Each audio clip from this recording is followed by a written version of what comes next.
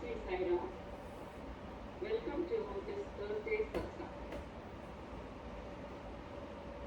As always, let us all pray to Swami to be with us in today's satsang, because Swami is the one who speaks, Swami is the one who listens. We are all mere instruments. So let us pray today to make us good instruments. Today's satsang will be led by Brother Raj Bhushan. Brother Raj has been in the Sai fold since 1979. Swami has reshaped his professional and spiritual life, which resulted in him transitioning from accountant to a lawyer. Raj has been blessed with the gift of being the president of Manhattan Sai Center for 4 years, and he's actively participating and leading the interfaith prayer group and has been a member of several Sai centers. His focus is promoting oneness for.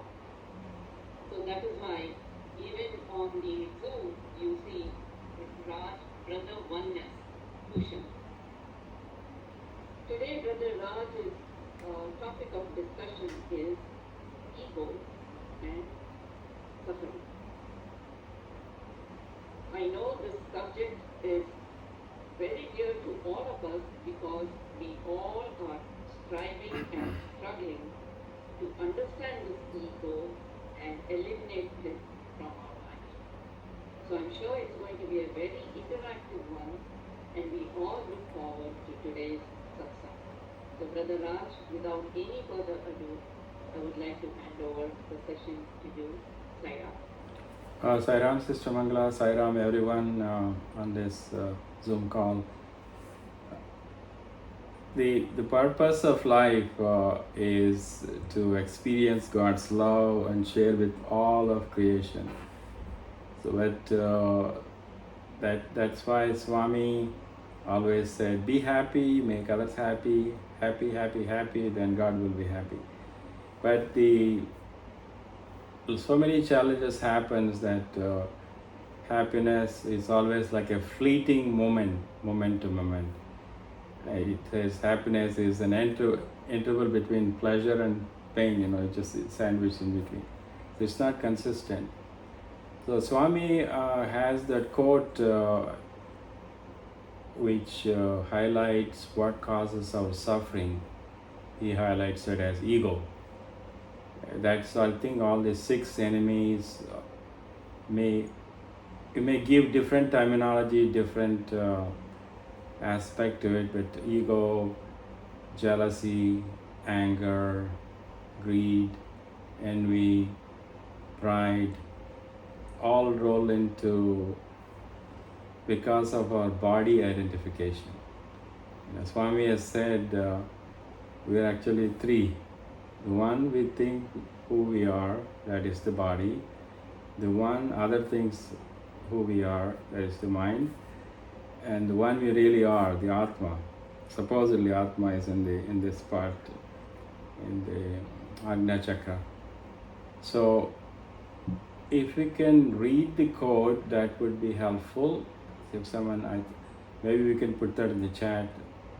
Pradosh, I don't know, you're able to put that in the chat. Then the gist of it is, it wasn't the email sent out to everyone. Sorry, I don't have access to put it up here. Can someone read it? We have access, please. Can read it. We can even read it by segment. I think the first part, it start out, everyone is suffering, and then some to a lesser degree, some to a greater degree, and identifies as ego. Sorry, I'm not internet, PowerPoint savvy to connect it. What Swami is trying to convey to us in that quote. Then we can start the discussion. Is that the one came in the email earlier? Yes. Nobody has access, I can read that. Oh, okay, please. Thank you, Chitra. Thank you. Sure, thanks. The topic of his discussion is ego and suffering. The discussion will be based on the following thoughts for the day. What is the one disease we all suffer from?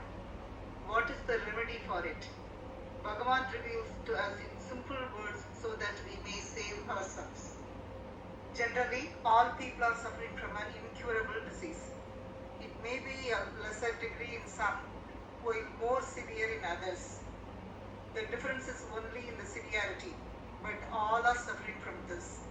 It cannot be cured even by expert medical treatment or experienced doctors. This disease is the ego. Where is the need to be egoistic for an ordinary mortal? When you consider your position in comparison to the entire world, you are just an infinitesimal speck. In the world map, India is a small country, and Tamil Nadu is part of this. In Tamil Nadu, Kodaikanal can be spotted only as a tiny dot. In this, what is your position as an individual? When you analyze in this manner, you will find you are one of no consequence at all. If you think you are so big, inflated with the ego, it's only sheer ignorance. In one indefinite if one identifies themselves with divinity, there will be no room for ego. All are divine in this world, and you are also one of the several billion of people. When you realize this truth, where is the scope for ego? It is due to ignorance that one feels egoistic and faces lots of problems because of this. Divine Discourse, April 21, 1998. So we have following questions, and I think probably. Yeah, go ahead, read the question also, please, and then we can get into one by one. Okay. So question number 1: why do we suffer? Number 2: what is the ego? Why and how ego is manifested? Is there such a thing as healthy ego? Ignorance, what does it mean? Meaning of all are divine. That's it, Sairam. Yeah, thank you, Sairam. So let's start our discussion on when Swami says, why do we suffer? What type of suffering Swami is referring to? I think in scripture, spiritual discussion, it's mentioned Adi Bhautika, Adi Daivika, Adhyatmika. I mean, I think it's connected to simple terms. Suffering of the body, suffering of the mind, suffering of the lack of separation, that is the Atmic separation. Well, first of all, let's define suffering. Anyone and all of you, please join in. Is it taking away from that Ananda stage, bliss stage? Is that suffering? Is it body ailment, sickness? Please share your input. For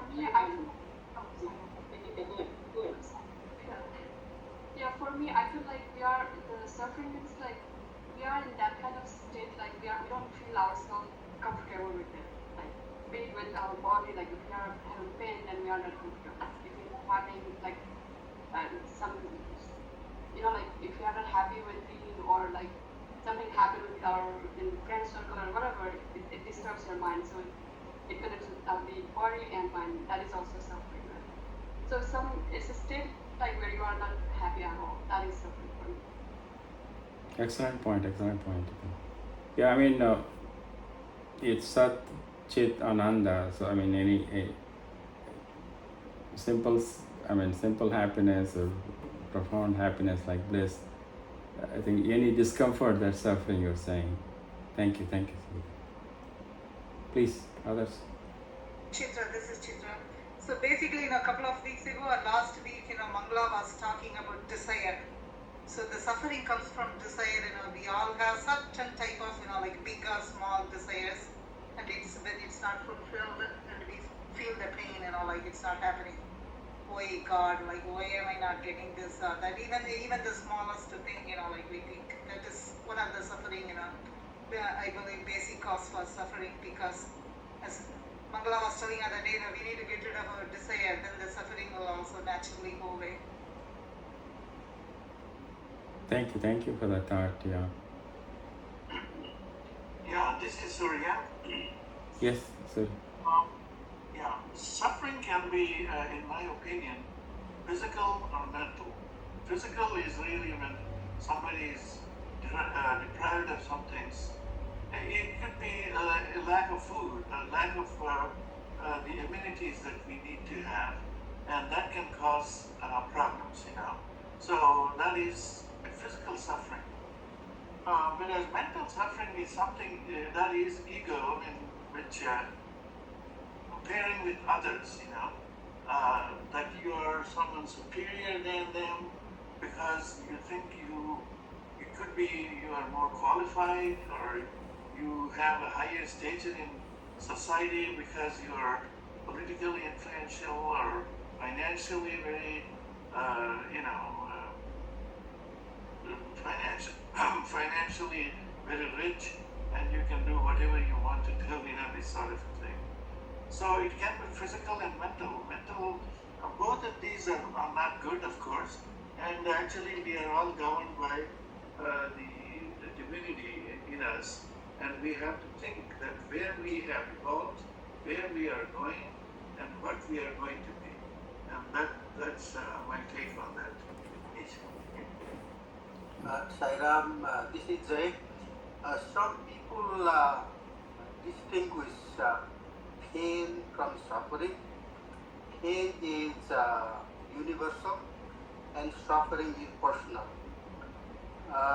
Pain is something that physically happens, you cannot avoid, but suffering is how you interpret that particular pain, and that is suffering.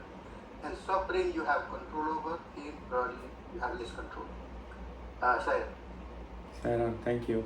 Yeah, just quickly, so first I'll address to comment from Surya. Is a physical suffering also include all the illness, physical ailment, all that. Thank you for sharing that. And the mental illness is, I think, as Sister Sangeeta said, from the desire, unfulfilled desire causes mental suffering. So then, Brother Jay, that was a good point in terms of pain and suffering distinction. I think pain, I think one quote comes to mind is pain is inevitable, but suffering is optional. How we take it as to in terms of how strongly we react to the situation that can increase the intensity of the suffering. Sairam, others please. We're still on the topic of suffering. Why do we suffer? All very well put points, and as you said, suffering is optional. When suffering here, I would say, would be more focused on ego, because the subject is ego. When the focus is me, I, mine, and when that ego is not boosted, like if it is not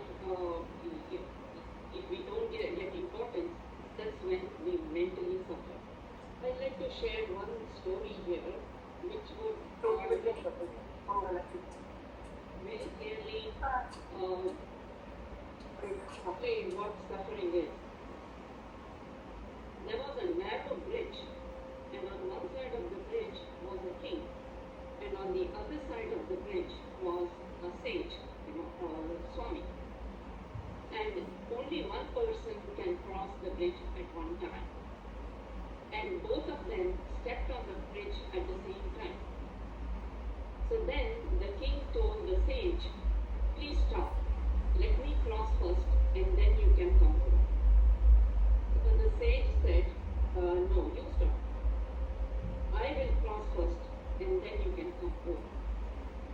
So the king said, no, it doesn't work that way. I am the king. I am the king of this kingdom, and everyone has to respect me and give me priority. So you stay where you are. I'm going to cross the bridge. The sage said, I am a jnani, mahajnani, okay? I teach people, and I am a great teacher.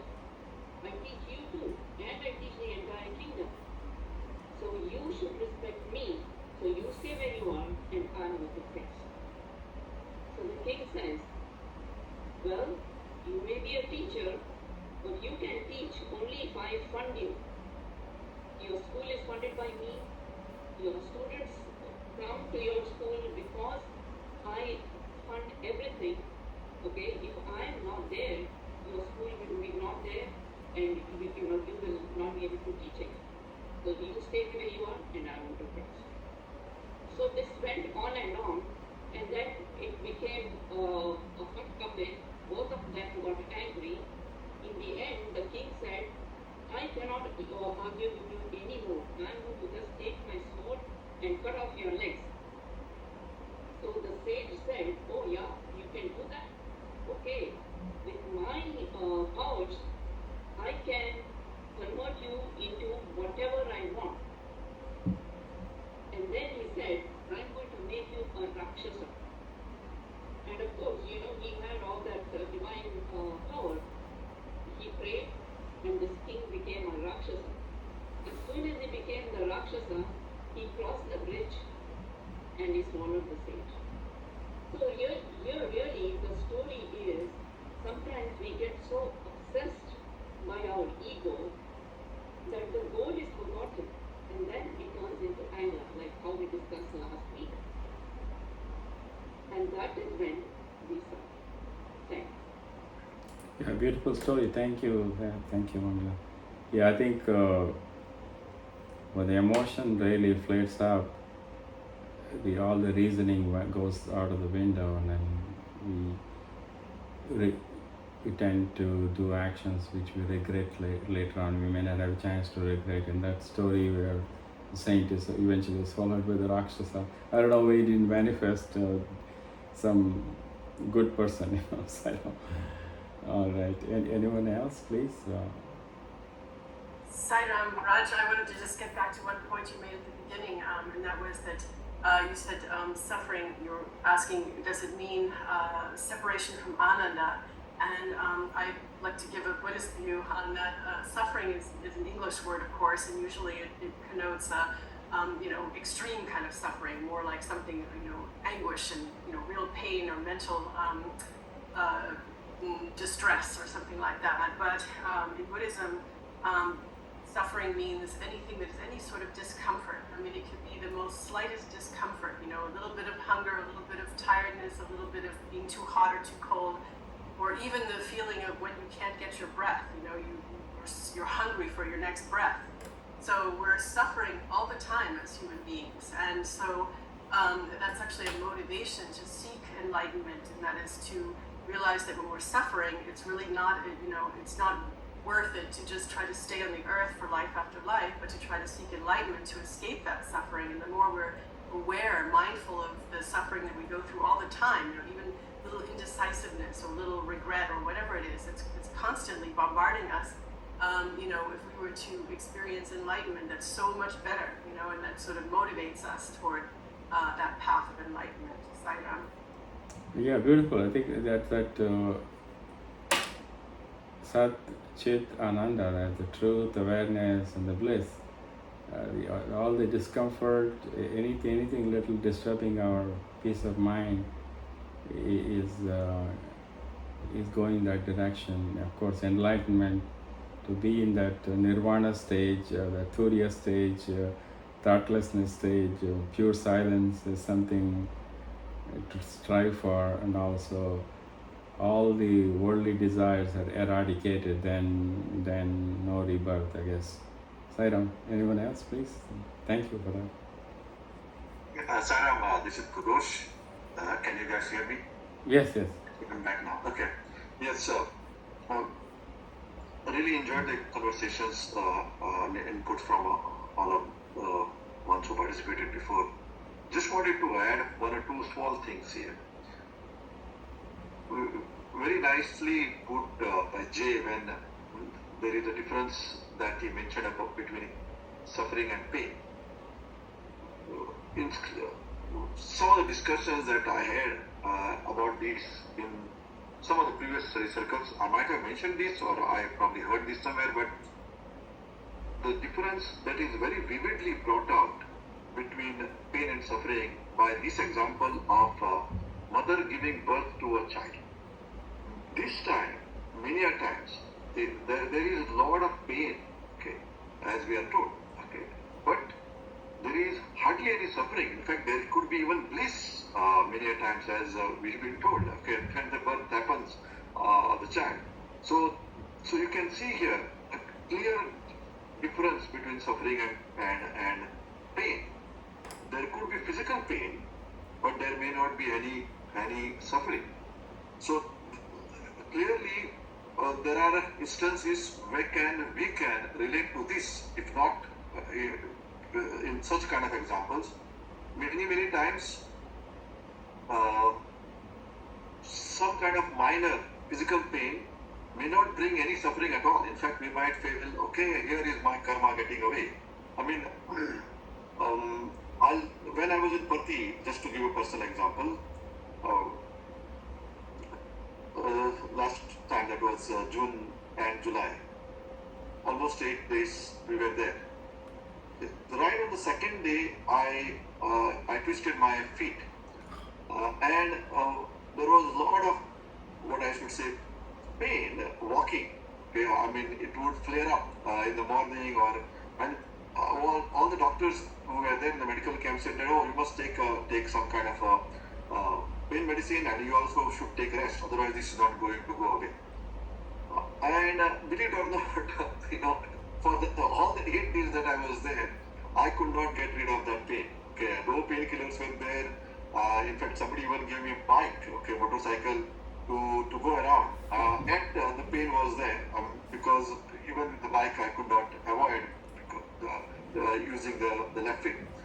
But believe it or not, though there was so much pain, it never felt, in fact, that was holding me anywhere, nor there was any suffering, because I was able to do everything that I was required to do in terms of participations and organizing and so on. So everybody was asking me how you are managing and all that kind of thing, and every time my thinking was, okay, and only when I go back home, I'll be able to take rest and I'll be able to cure this. It doesn't matter. In fact, more and more this thing was going on, and I was kind of having a pain. It came to my mind that maybe this is a good opportunity that the Swami has given me to get rid of some karma somewhere that, as they say, things gets accelerated when you are closer to fire. Swami something. Yeah, in that location. So it was that way, this is an example where there was pain but no suffering. Okay, in fact, I started feeling better that, okay, something is going away. Okay. Now, same way, I think I mentioned this a few times before, maybe. First time I went to Puttaparthi in 1998, I should say. Okay, 1998. I had the good shoes, okay, and these were really good shoes that I had got when I had just arrived from Australia. At that time at least you didn't get those kind of good shoes in India. Okay, but I wore those shoes and I went there and I went for darshan, and I came out after darshan and my shoes were gone. And I felt a deep pain, okay, because not physical, but mentally I felt a lot of pain. They're expensive shoes, and now I have to go out and get some, new chappal or whatever, new shoes, and I just didn't like that. Okay, and that was the time that, of course, those kind of shoes were very precious for me. Okay, now when I came home, that time there were no cell phones at all. Okay, my mother told me, oh, your shoes were gone. Oh, that's a great thing. Okay, because as per I believe the belief in especially in Goa and many other places, when you go to these holy places and somebody takes away your shoes, that person actually takes away your karma. Okay. So that's so after coming home, okay, that whatever that suffering that I was having of losing that expensive shoes, I felt started feeling better because wow, okay, here is my karma gone. Okay, and then of course, I bought new shoes and then continued. But going back to the ego, many times our ego, of course, we say that people have egos, or this person has ego, that person has ego. He tries to show off. He wants to do that.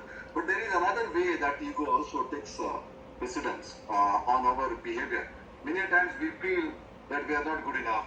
Or others have progressed further in their career or in their life or whatever that is. Okay, and then that kind of a feeling that we get, I mean, it's natural. I mean, I used to get that kind of feeling long time ago for a long time when I used to see, I mean, it's always this comparison. Okay, somebody else is doing better, somebody else is having more wealth, all that kind of thing. And slowly but surely, Swami made us feel that, this comparison is useless because anyway, everybody's life is different. As long as you are progressing spiritually and better than what you were previously, I think that then afterwards that makes you feel better. So ego, I just wanted to say that ego is also in two ways. Many times we feeling that we are not good enough, or that nobody is liking me, or us. I cannot do what other people are doing.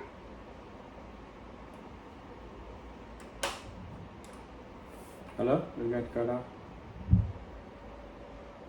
Pradosh? Can you hear me now? Yeah, there was a brief pause. Please. Okay. Anyway, I said what I had to say, so thank you. Okay. Sarah. Yeah, thank you, Pradosh. I think you touched on a lot of different points. Childbirth, of course, is painful, and when the mother holds the child for the first time and all that pain goes away, I think that's a good example. So, same situation can cause both pain and suffering, or it can also be a very positive, pleasant experience. Like when your mother made you understand that losing the shoes was losing a lot of karma. I think that shifted the energy. Yeah, thank you for that. And the ego, you mentioned about I think Surya mentioned about comparing. That is I'm better, and also Sister Mangala mentioned about me, I, mine. And then Pradosh, you brought out the other side of the self-pity, that negative ego in terms of looking down on ourselves, I think. And then we all go through that at different stages for whatever reasons until our Swami gives us the right frame of mind to get out of it. So, all right, we're talking about ego now. So, is there such thing as a healthy ego? Is there something also, is it like, okay, when Swami was on this earth, some devotees got lots of interviews, some didn't get none, and is that comparing? Is that is spiritual ego? Please shed some light. Thank you. Yeah, Sairam, Dinu Pujan. Yeah, Brother Dinu. Yeah, I think it boils down to expectations.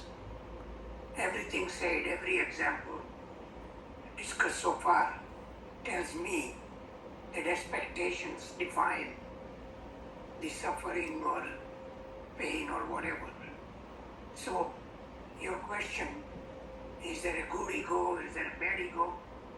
In my opinion, there is no such thing. Ego has to go.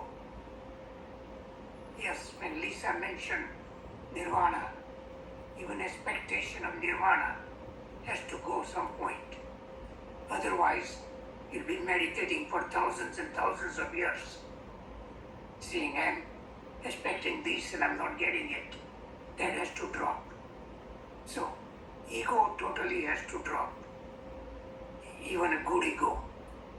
I mean, nobody said, we all know the history, whether it was Hitler or Hirohito. Ego is definitely a problem. Even though in their mind it might be a good ego. Sai. Side of the divine, yeah, expect.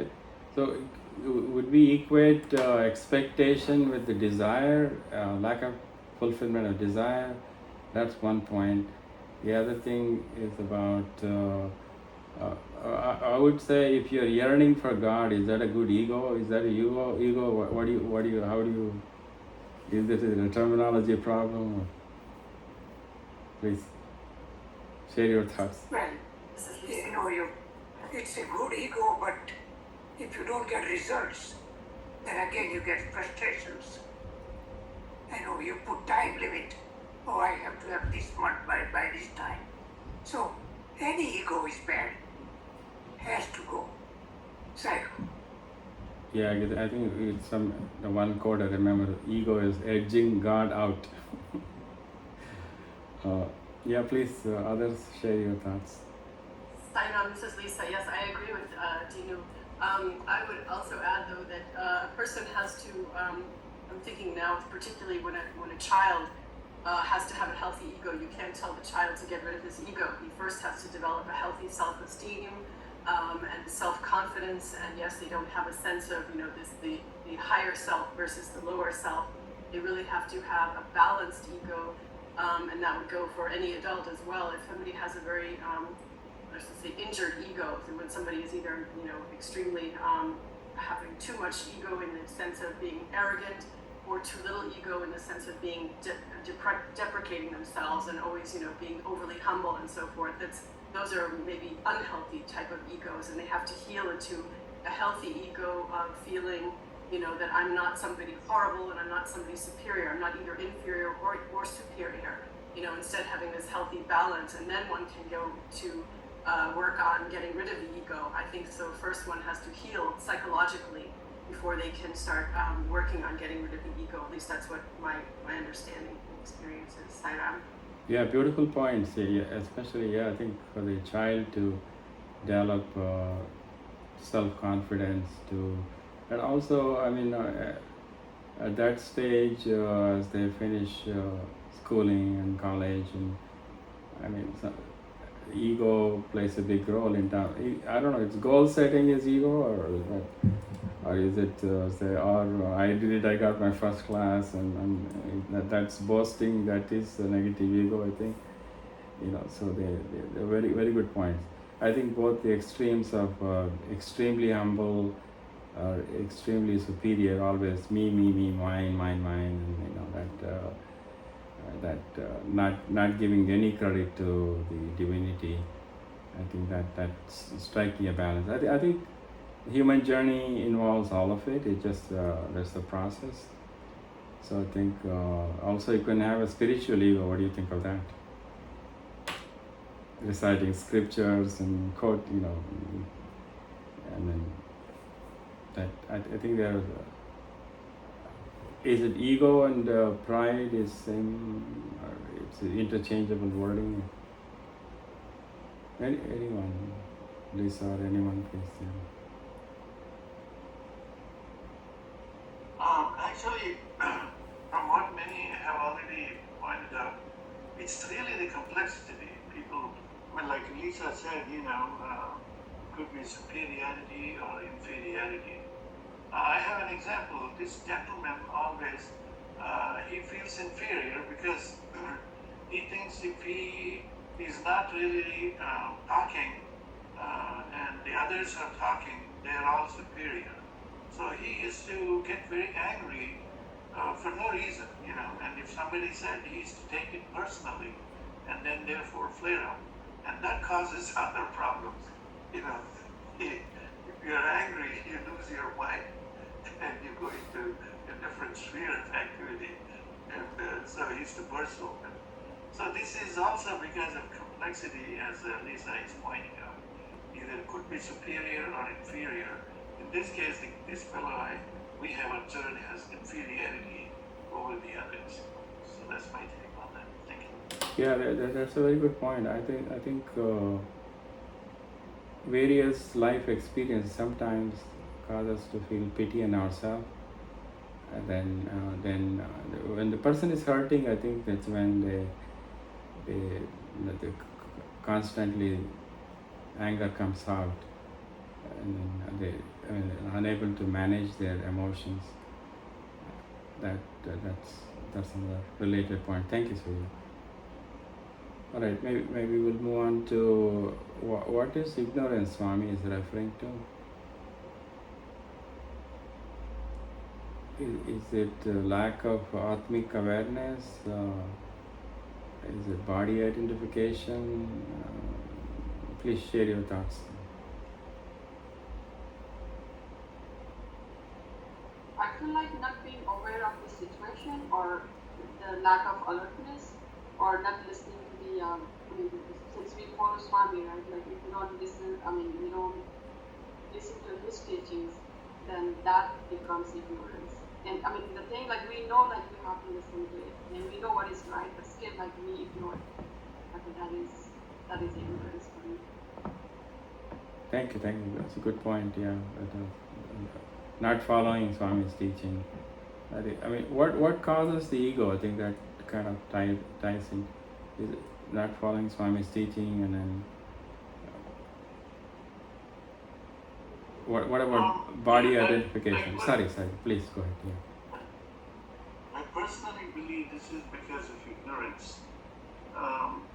People become very arrogant. That's a negative behavior, actually. So that's because of the ignorance of what the others know and what this guy knows, and therefore they react in a way that is not conducive for the social well-being or for the group, that you're dealing with. That's how I look at it. Yeah, thank you. That's a very good point. Very good point. I think does our upbringing has a deeper impact on how we develop our ego? The feedback in our childhood or in our adult life, or from when we choose our life partner or work situation, any and all of it has an impact on our ego. What do you think about that?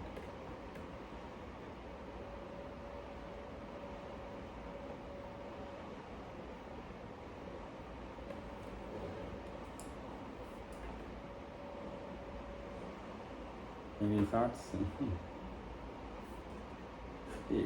More I was trying to draw out why and how ego is manifested. I think some of it was already mentioned: desire, ignorance, and superiority, inferiority. Any life experiences anybody wish to share, or anything, or from any stories or any? Sairam, please. You were saying what is ignorance, and I don't remember the exact way you started out. That's why I hesitated for a moment. I was kind of No. It's a free flow, just to generate some thought process. That would just please take it from here. Ignorance is separation of the self from God. That is, when you feel separate from God, when you feel other from God, then you are, first of all, you're suffering because you feel that separation. Something's not whole, something's not complete, and we're lost in this samsaric, going from one birth to the next, and so this ignorance of who we are, the ignorance of ourself being one with Brahman is the cause of the basic cause of suffering. Of course, there's more manifestations, and ignorance, I think, is to me many layers of ignorance. There's ignorance of so many different types, but maybe the most innermost layer that I think are mentioned in the scriptures, both in Hinduism and in Buddhism, is that last part of separation from the divine, or separation from the truth. And so that's the last bit of ignorance to go, I think, before enlightenment, as far as I can understand. Sairam. Yeah, thank you, Lisa. I think Swami was alluding to, that's why he called us Divyatma Swarupalala. He always said, I'll give you what you want. So I have come so that I can I want to give you what I want to give. That is Atmic awareness. He imparted that knowledge of soul awareness, one with Brahman, Aham Brahmasmi, the word that, all those concepts rolled into it. As the soul is separated from the Paramatma, individual soul is separated from Paramatma. So that's why the happiness, the journey, strifes and struggles throughout our life happens. We're seeking happiness outside, and at some point through various life experiences started going inwards, and all the scriptures are going through that. Even Jesus went through, first he said, I am servant of God, then he said, I am son of God, then my Father and I are one, and at the end he said, truth shall make you free. So I think it's just that seeking that, making us whole, and that separation, the ignorance of we are part of that divinity, so is everyone else, 8 billion people. Swami is talking about at the end, that all are divine. I think that when he says all are divine, to me, it's that enlightenment, that recognizing that the same spark of divinity exists in each one of us. Everything. Nobody is good, nobody is bad. It's just everybody is a unique creation of God who has come to this earth to fulfill their soul obligation. Sairam, please, Dinu.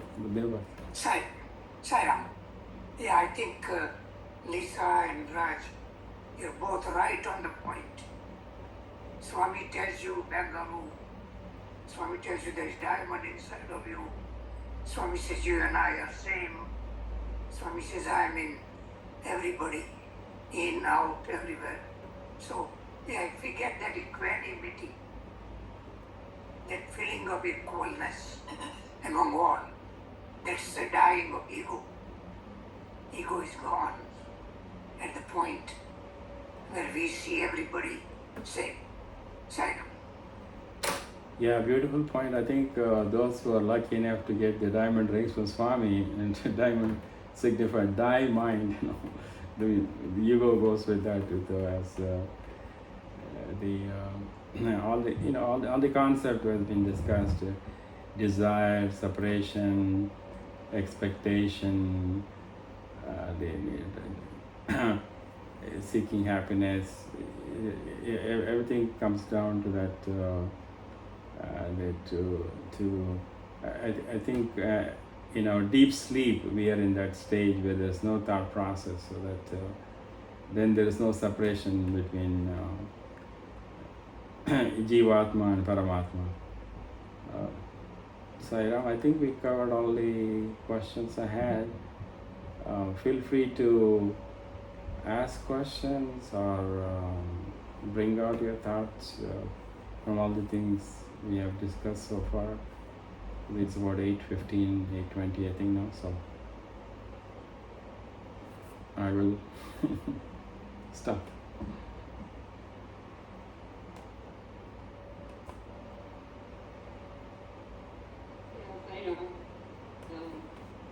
Ego, as Swami says, is the false self created by the mind.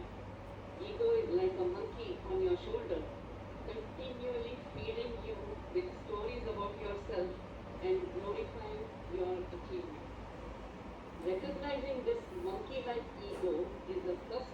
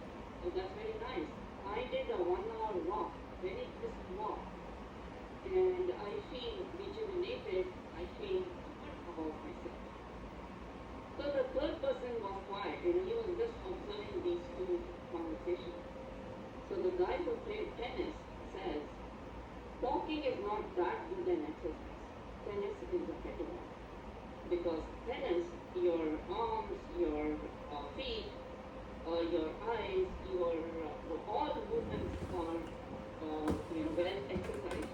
So tennis is the best exercise. So the other guy said, I like nature more.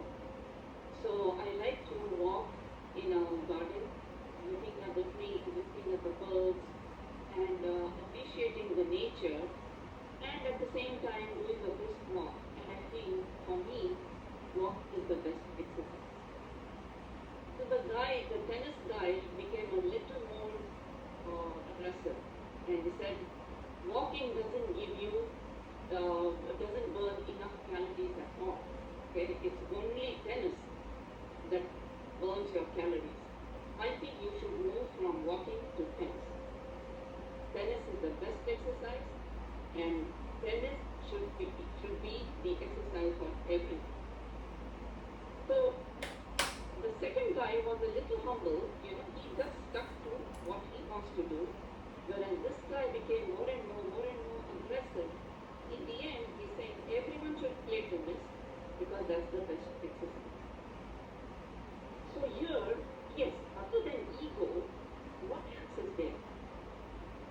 I would say is there confidence. Is he losing confidence?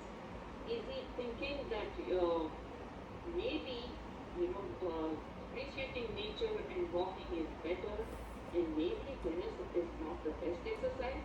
But since I started with saying that tennis is the best exercise, let me stick to my point. What do you think? Now, what happened to the third guy? The third guy was quiet. Third guy is just Observing. observing. Observing. He's enjoying it because he can see how much ego one person carries, how much self-confidence the second person carries, how much ever you glorify tennis, he will not move to tennis because he likes to walk. Okay, so the third guy is just an observer. So my thing is that this guy, the tennis guy, as he's speaking, I think he's losing confidence in what he's talking. That's why he's again and again insisting that tennis is the best exercise. Tennis is the exercise for everyone. I mean, I cannot talk about everyone, right? Yeah, So that's as soon right. as you hear that, you know what's going on there, right? So it's all about the mind, how far you want to take this monkey. Okay, when you have to tame the monkey, when you have to stop it, we all should know that was my point. Yeah, beautifully said. I think I mean that comes to any even family argument situation, and nobody is prepared to admit or acknowledge the other person's point of view. And saying, insisting this is the way, and my way is the highway, type of thing. So thank you for that. So nobody else has any comments or anything to share. I'll stop at this point. Thank you very much. Sign on. Thank you, Raj. One last point I'd like to make. In the Chandogya Upanishad, it says, Sarvam Kalvidam Brahma, okay? Which means all of this is Brahma. Everything comes from Brahman, everything goes back to Brahman, and everything is sustained by Brahman. One should therefore quietly meditate on Brahman.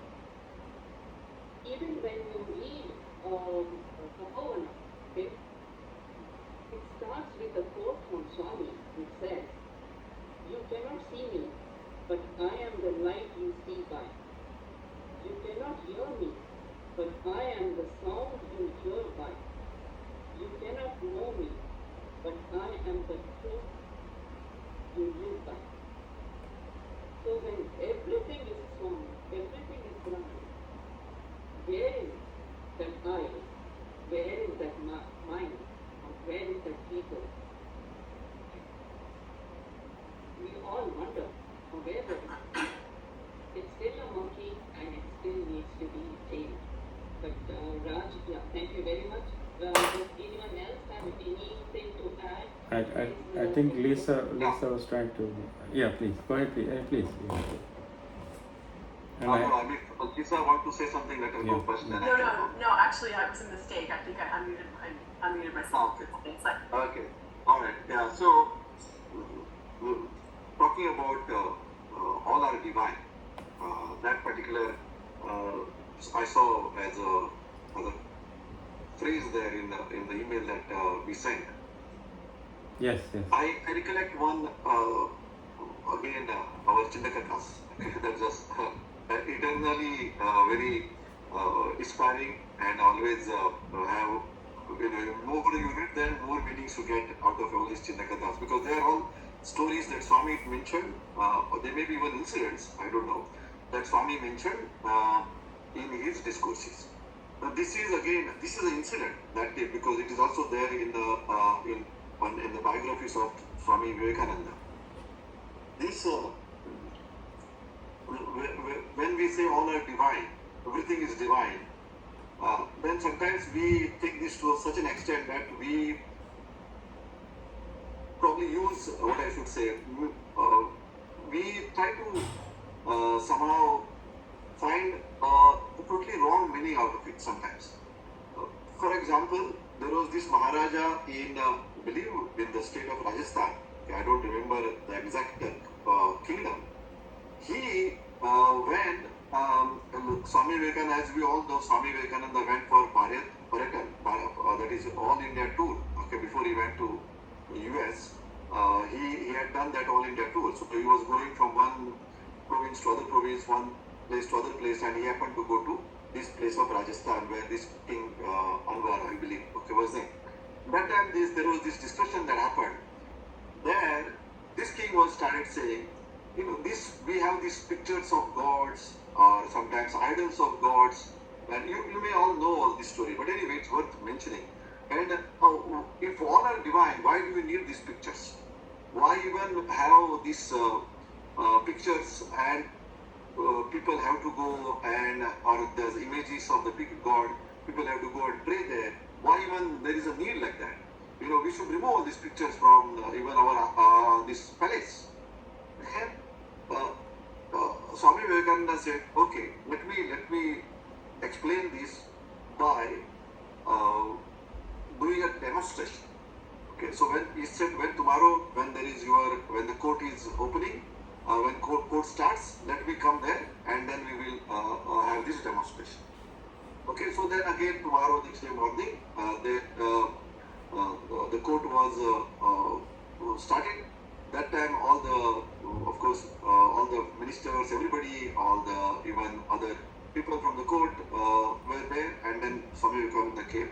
And there was, of course, a picture of that Maharaja's grandfather. He was the first king probably of that kingdom, or I don't know exactly, but his picture was there and in the back. So he called one of the servants there, Swami Vivekananda, said, okay, let me demonstrate the question that you had asked with this particular exercise. So he called one servant who was there and he said, now come, bring that picture here, the picture of that Maharaja's grandfather. Okay, so that picture was brought in, and then he told that particular servant to spit on that picture. He said, okay, just spit on that picture.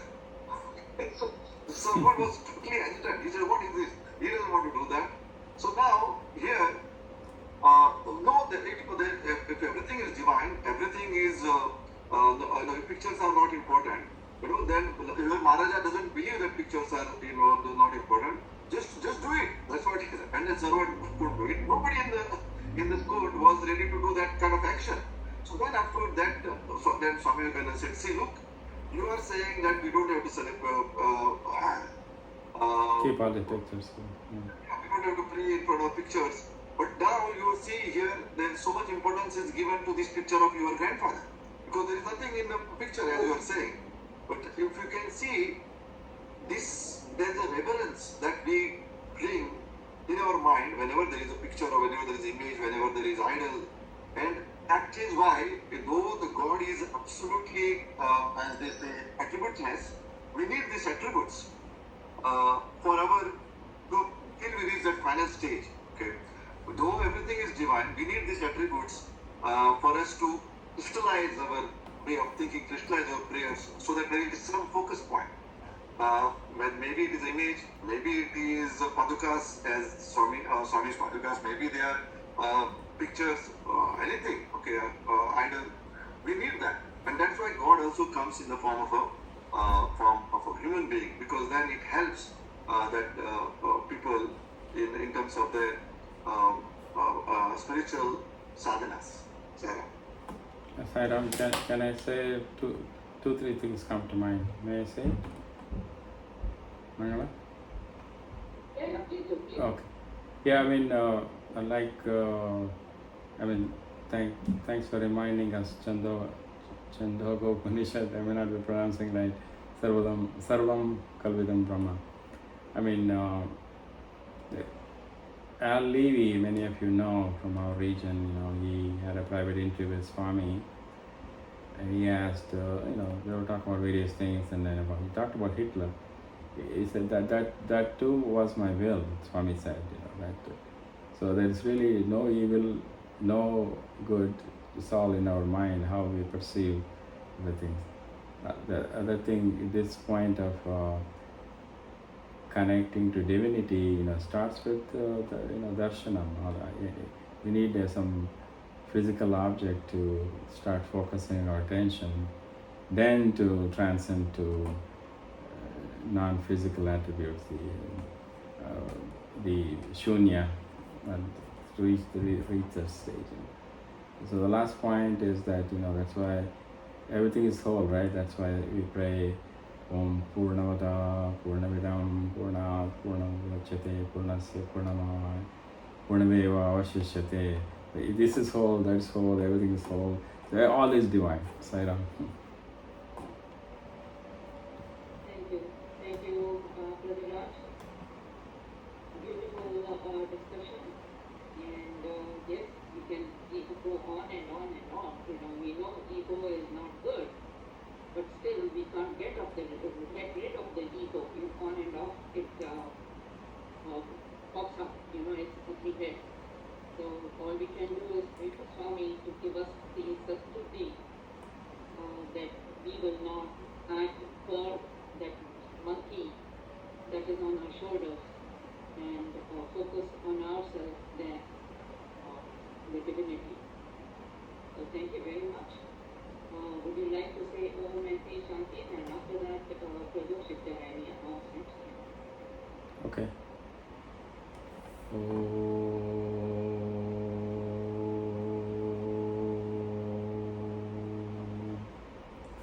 Shanti, Shanti, Shanti.